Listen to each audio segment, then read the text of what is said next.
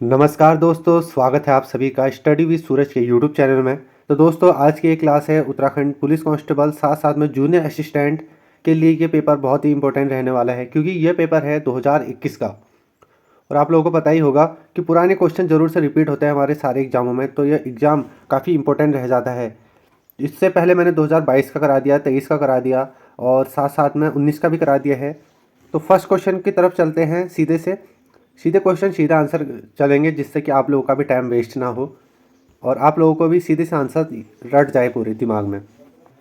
तो first question जो आया था, इसमें आया है कि शुद्ध वाक्य का चयन करना है हमको। ये बहुत इजी लगते हैं, बट एक एक नंबर माइनस चले जाते हैं हर एक एग्जाम में। तो इनमें से शुद्ध शब्द बताना है। तो यह हो जाएगा हमारा, उसने पुरस्कार का तिरस्कार कर दिया। उसने पुरस्कार का अनादर कर दिया भी हो सकता है, लेकिन यहाँ पर सही जितना बैठ रहा है वो ऑप्शन नंबर ए बैठ रहा है। अब इनमें ना ज़्यादा आप लोग देख सकते हैं, ज़्यादा अंतर नहीं है वैसे। उसके पास कुछ भी ना हो उसे कहते हैं, जिसके पास कुछ भी ना हो उसे कहा जाता है, अकिंचन कहा जाता है उससे।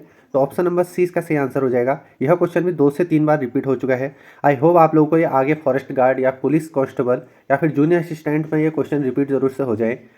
हम लोगों ने बहुत पेपर करा दिया आप लोगों को, बस पढ़ना ना पढ़ना आप पर डिपेंड करता है। अगर इनमें से कुछ भी 6-7 क्वेश्चन भी आप लोगों के बन गए वहाँ एग्जाम में, आपका दिन बन जाएगा। बाकी तो कुछ बहुत तो पढ़ ही रखा होगा आप लोगों ने। बाकी 50 क्वेश्चन तो हो ही जाते हैं ऊपर ही ऊपर। निम्नलिखित में से कौन सा शब्द देशज है? तो इनमें से कौन सा शब्द जो है देशज है? तो लोटा ऑप्शन नंबर ए ही जितना मेरे को लग रहा है काफ़ी नज़दीक लग रहा है। वर्णातीत शब्द का अर्थ है। तो वर्णातीत शब्द का अर्थ क्या है यहाँ पर? अच्छा वर्णन, छिपा वर्णन, अतीत का वर्णन, वर्णन से परे। तो वर्णातीत जो होता है वर्णन से परे, जहाँ तक मेरे को लगता है, और आंसर ये बिल्कुल सही। निम्नलिखित में से मिश्र वाक्य इसका शब्द है। तो मिश्र वाक्य क्या होता है, सब पहले इसको समझने की आवश्यकता है। तो मिश्र शब्द जो होता है इसके अधीन एक शब्द और भी होता है। तो फर्स्ट ऑप्शन तो नहीं लग रहा है मेरे को। उसने बहुत परिश्रम किया परंतु, किंतु, परंतु, लेकिन, ये किसमें लगता है? ये संयुक्त वाक्य के अंतर्गत लगता है। मोहन मुझे अपना बड़ा भाई मानता है। मैंने एक घड़ी खरीदी जो बैटरी से चलती है।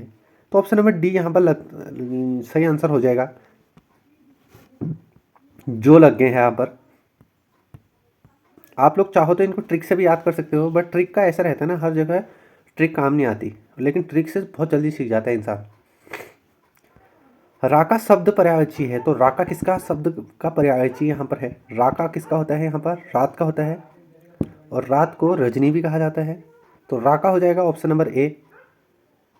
सॉरी, रजनी, रजनी किसका होता है? रजनी रात का होता है और राका चंद्रमा। तो रजनीश कहते हैं, जो रजनीश जो कहते हैं वो भी राका को ही कहते हैं, और जो रजनीश होता है ना वो चंद्रमा को कहते हैं। तो यहाँ पर आप लोग देख सकते हैं यार, देखो जिस तरीके से कंफ्यूज हम लोग हो रखे हैं ना अभी, उसी तरीके से ये भी हो रखे हैं भाई। आप लोग देख सकते हैं एस पर आंसर की के हिसाब से उनने ऑप्शन नंबर ए भी हो सकता है, सी भी हो सकता है भाई। राका के पर्यायवाची यामिनी, रैन, रजनी भी होता है। देखो रजनी भी है भाई, लेकिन आप पर डिपेंड करता है आप लोग किसको माने। बाकी ये क्वेश्चन तो शायद डिलीट हो गया होगा मेरे हिसाब से, या फिर नंबर मिलेगा, सबको ही मिलेगा। अनायास शब्द में प्रयुक्त उपसर्ग है। तो अनायास शब्द में प्रयुक्त उपसर्ग कौन सा हो जाएगा यहाँ पर? उपसर्ग जो होता है ना, उपसर्ग जो होता है वाक्य का अंत में लगता है। सॉरी, जो उपसर्ग होता है आगे से लगता है। तो अन हो जाएगा यहाँ पर, ऑप्शन नंबर बी हो जाएगा इसका सही आंसर। प्रत्यय जो होता है ना, प्रत्यय वाक्य के अंत में लगते हैं। निम्नलिखित शब्दों में विशेषण शब्द है। तो इनमें से विशेषण शब्द कौन सा हो जाएगा दोस्तों? तो ऑप्शन नंबर सी हो जाएगा ये, मौनी। वीडियो पर लास्ट तक बने रहना, क्योंकि आधा ज्ञान अल्प ज्ञान हमेशा, अल्प ज्ञान सर्वथा विनाशकम बोलते हैं ना, कि अधूरा ज्ञान हमेशा विनाश की ओर ले जाता है भाई। हिंदी में निम्नलिखित में हिंदी का महाप्राण ध्वनि यहाँ पर कौन सा हो जाएगा? तो यहाँ पर जो पूछा गया है वो हिंदी की महाप्राण ध्वनियों के अंतर्गत कौन सा आता है? तो महाप्राण ध्वनियाँ जो होती है ना, ट्रिक बताता हूँ भाई आप लोगों को, इतना रटने की कोई ज़रूरत नहीं है। अब ज़रूरी नहीं वहाँ कुछ और भी पूछ सकता है। तो एक ट्रिक आप लोग को बता रहा हूँ। हिंदी का जो होता है ना दूसरा और चौथा पद हमेशा महाप्राण होता है। तो इस हिसाब से हमारा ऑप्शन नंबर ए बिल्कुल सटीक हो जाएगा। तो आप लोगों को मैं एक्स्ट्रा फैक्ट बताता हूँ, और ये बहुत सारे लोगों को सीखने के लिए भी मिल रहा होगा बहुत सारी चीज़ें। तो आप लोगों को उस चीज़ को ना परमानेंट लंबे समय के लिए रखना है और दूसरों के साथ भी ज्ञान शेयर करना है, क्योंकि ज्ञान बांटने से बढ़ता है, कम नहीं होता भाई कभी। 8 बार न्यौ त्योहार लोकोक्ति का सही अर्थ है। तो 8 बार न्यौ त्योहार, तो यह हो जाएगा मौज मस्ती वाला जीवन जो होता है। 8 बार न्यौ त्योहार, अगर एक बार सिलेक्शन हो गया तो इस 8 बार न्यौ त्योहार वाली लाइफ ही आप लोगों की हो जानी है। अगर 8 बार न्यौ त्योहार नहीं हुआ तो समझ लो भाई झंडा, फिर कुछ नहीं हो सकता भाई जिंदगी का। क्रीड़ा शब्द का तद्भव रूप है। तो तत्सम संस्कृत होता है, तद्भव का मतलब होता है, क्या होता है तद्भव का मतलब? हिंदी के शब्द होते हैं तद्भव के अंतर। तो क्रीड़ा का खेलना हो जाएगा यहाँ पर। ऑप्शन नंबर क्रीड़ा, क्रीड़ा, क्रीड़ा, तो आप लोग चेक कर लेना एक बार इसको। क्रीड़ा जो होता है ना, इसका तत्सम रूप पूछा गया है। तो खेलना भी हो सकता है भाई, क्यों नहीं हो सकता, 100% हो सकता है। ऑप्शन नंबर ए भी। तद्भव तत्सम पूछा गया होता तो बात अलग थी ना। तो मैं तो ऑप्शन नंबर ए की तरफ जाऊँगा। जो जाना चाहता है वो डी की तरफ भी जा सकता है, क्योंकि टाइपिंग मिस्टेक भी हो सकती है दोस्तों, ऐसी कोई बड़ी बात नहीं है। लेकिन वहाँ पर जो बिंदा आ रखा है ना इसमें नीचे से छोटा वाला, ये बिंदा जहाँ भी आता है ये तद्भव में भी प्रयुक्त होता है, तो इस वजह से भी हो सकता है। मैं जानता हूँ कि राम बहुत सुंदर लड़का है, यह किस प्रकार का वाक्य है? मैं जानता हूँ कि राम बहुत सुंदर लड़का है, तो यह हो जाएगा हमारा संज्ञा उपवाक्य के अंतर्गत आ जाएगा ये, ऑप्शन नंबर डी। इसके बाद से हम चलेंगे ना जीएस के क्वेश्चन पर चलेंगे। मैं आजकल जो क्लासिक करा रहा हूँ, पहले सरल क्वेश्चन करा रहे हैं हिंदी से, फिर उसके बाद से जीके जीएस की तरफ बढ़ रहे हैं, क्योंकि एकदम से बर्डन पड़ेगा ना हार्ड वाला क्वेश्चन, तो एकदम से स्टार्टिंग में हो नहीं पाएगा। नहीं तो महादेवी वर्मा की कृति जो है नीरजा किस विधा की रचना है? तो यार ऐसे क्वेश्चन भी आने लग गए हैं अब। महादेवी वर्मा की जो कृति है नीरजा, तो यह है हमारा रेखा चित्र या फिर कहानी या फिर काव्य संग्रह। यह हो जाएगी काव्य संग्रह, ऑप्शन नंबर सी बिल्कुल आंसर सही हो जाएगा इसका। काव्य संग्रह था इनका ये नीरजा। मैं खाना खाकर सो गया, इस वाक्य में खाकर किस प्रकार की क्रिया है? मैं खाना खाकर सो गया, तो यह हो जाएगा हमारा पूर्वकालिक क्रिया, जिस क्रिया में एक क्रिया पहले पूर्ण हो चुकी हो, साथ साथ में दूसरी क्रिया होती है, उसे पूर्णकालिक क्रिया कहता है दोस्तों। सरकारी अधिकारियों के मध्य ध्यान आकर्षण एवं पुष्टिकरण हेतु सरकारी काम से व्यक्तिगत शैली में लिखे जाने वाले पत्र को कहा जाता है। तो दोस्तों इसको कहा जाता है ऑप्शन नंबर सी, अर्ध सरकारी पत्र इसे कहा जाता है। निम्नलिखित में से विसर्ग संधि का उदाहरण है, तो इनमें से आप लोगों ने बताना है विसर्ग संधि कौन सी है यहाँ पर। तो ऑप्शन नंबर बी मेरे को लग रहा है जहाँ तक है, क्योंकि जहाँ पर बिंदे आते हैं वो विसर्ग के अंतर्गत आता है। एक बार ना आप लोगों का तैयारी अगर हो गई ना धीरे धीरे, अगर कंटिन्यू आप लोग मेरे क्लास से अगर जुड़े हुए हो, एक्स्ट्रा जो जिन फॉर्मूलों को मैं फॉलो करता हूँ वो फॉर्मूला आप लोगों के साथ ज़रूर से शेयर कर दूंगा भाई, जिससे कि आप लोगों को ना कोई भी चीज़ को रटना नहीं पड़ेगा। एक बार ही पढ़ लिया तो लॉन्ग टाइम के लिए रह जाएगा। मीराबाई की भाषा मूलतः है, तो मीराबाई की जो मीराबाई थी उनकी मूलतः भाषा कौन सी है? तो राजस्थानी, जहाँ तक मेरे को लग रहा है क्योंकि राजस्थान की थी। तो आप लोगों ने लॉजिक भी यूज़ करना है दोस्तों अपने पेपर में। कोई ज़रूरी नहीं कि आप लोग किताबें पढ़ लो, कोई कह रहा है टॉपर्स नोट पढ़ लो, कोई कह रहा है ये वाली बुक नहीं आ रखी है BS ने की पढ़ लो, कोई कह रहा है अलग अलग किताबों के नाम बताए जा रहे हैं। तो किताब रटने से कुछ नहीं होगा भाई, आप लोगों का अपना बेसिक ज्ञान तो पहले वो कर लेना होगा ना। ये पेपर जो आ रहा है आप समझ पर आधारित आ रहे हैं। अगर मेरी बात से सहमत हो तो एक लाइक ठोक दो भाई। पर्णकुटी का विलोम होगा, तो पर्णकुटी का जो है विलोम शब्द पूछा गया है, तो यह हो जाएगा हमारा प्रसाद, ऑप्शन नंबर 20 का सही आंसर हो जाएगा। निम्नलिखित में से उच्छिप्त व्यंजन है, तो इनमें से ड ढ जो होता है ना उच्छिप्त व्यंजन के अंतर्गत आता है दोस्तों, ऑप्शन नंबर ए इसका सही आंसर हो जाएगा। पूर्वी हिंदी की बोलियां हैं, तो इनमें से पूर्वी हिंदी की बोलियां कौन सी हो जाएंगी? तो ऑप्शन नंबर बी हो जाएगा यह अवधी, बघेली, छत्तीसगढ़ी जो है पूर्वी बोलियों के अंतर्गत आती है दोस्तों। किसी नेटवर्क के माध्यम से व्यक्तियों को संदेश भेजने के माध्यम को कहा जाता है? तो किसी नेटवर्क के माध्यम से व्यक्तियों को जो संदेश भेजने के माध्यम को कहा जाता है, तो इसे कहा जाता है दोस्तों ऑप्शन नंबर बी, ईमेल कहा जाता है। भारत में श्रमिकों के रोजगार का मुख्य क्षेत्र है, तो भारत में जो श्रमिकों का रोजगार का मुख्य क्षेत्र कौन सा है, यहाँ पर प्राथमिक, द्वितीय, तृतीय में से पूछा गया है, तो द्वितीय ये हो जाएगा जहाँ तक हमको लगता है। लेकिन प्राथमिक क्षेत्रीय यहाँ पर ऑप्शन नंबर बी बोला गया है। तो उद्योग जितने भी हमारे द्वितीय क्षेत्र के अंतर्गत आते हैं, लेकिन एक बात फैक्ट की ये भी है ना, ये तो पुराना डेटा है हमारे पास अभी। वैसे अभी जो जीडीपी में सर्वाधिक योगदान दे रही है वो तृतीय क्षेत्र दे रही है। तो आप लोगों का डाउट अभी क्लियर कर देता हूँ मैं, क्योंकि जो यहाँ पर आंसर दे रखा है प्राथमिक क्षेत्र, तो प्राथमिक क्षेत्र के अंतर्गत क्या आता है, कृषि आता है। और कृषि के अंतर्गत आप लोगों को पता ही होगा कि वहाँ पर इनकम कम है, लेकिन वहाँ पर श्रमिकों की संख्या अभी भी ज़्यादा है।